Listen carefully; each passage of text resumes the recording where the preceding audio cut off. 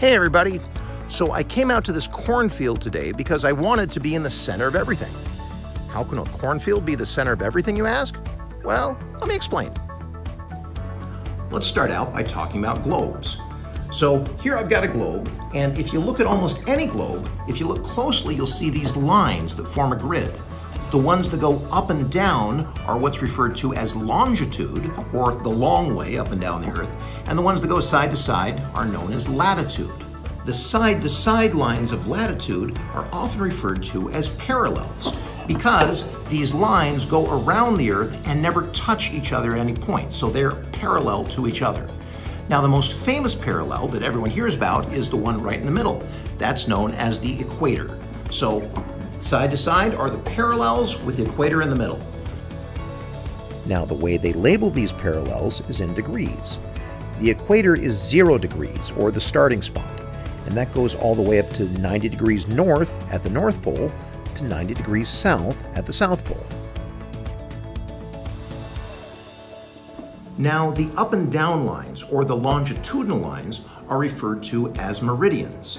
Now, unlike the parallels, if you take a look at the globe, you can see that all the meridians come together and touch at the North Pole, and they also do that at the South Pole. Now, just like the equator is the main parallel going in the middle, there is also a main meridian, and this is referred to as the prime meridian. The prime meridian is the place where we start at 0, where we start all the counting, and this happens to be in England, a place called Greenwich, England.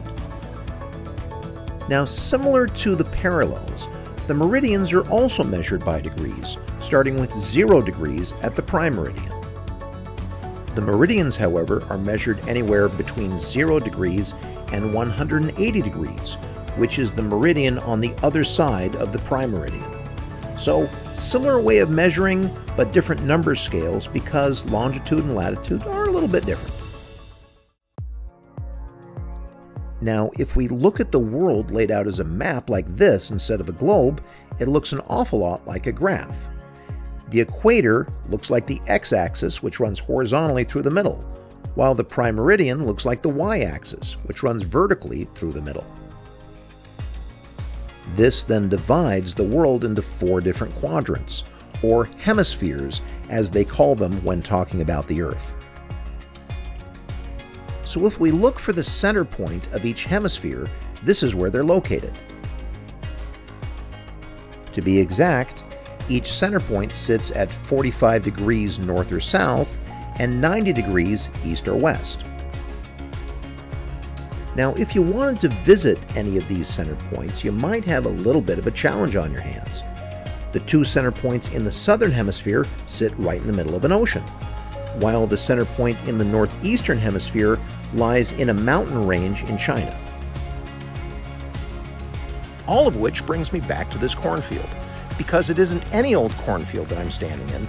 This is the exact center of the northwestern hemisphere of the world. In other words, this is where the 45th parallel of latitude meets the 90th meridian of longitude.